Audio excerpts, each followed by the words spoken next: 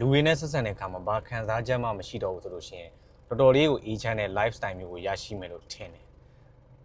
ကိုကူညီနိုင်ရင်ကူညီလိုက်မယ်ကိုပေးနိုင်ရင်ပေးလိုက်မယ်ကိုပေးလိုက်တဲ့တစုံတရာကိုပေးလိုက်တဲ့အကူအညီပေါ်မှာမှတစ်ဖက်လူရဲ့ကောင်းဒီဆိုဒီပြန်လဲတုံ့ပြန်မှုမျိုးပေါ့ဘာခံစားချက်မှမရှိတော့ဘူးဆိုလို့ရှိရင်တော်တော်လေးကို mind တဲ့ lifestyle မျိုးကိုရရှိမယ်လို့ထင်တယ်ပေါ့နော်ကျွန်တော်တို့ပူလောင်နေရတယ်ဆိုတာကကိုစေတနာနဲ့ကူညီလိုက်လို့ကိုတစုံတစ်ခုကိုပေးလိုက်လို့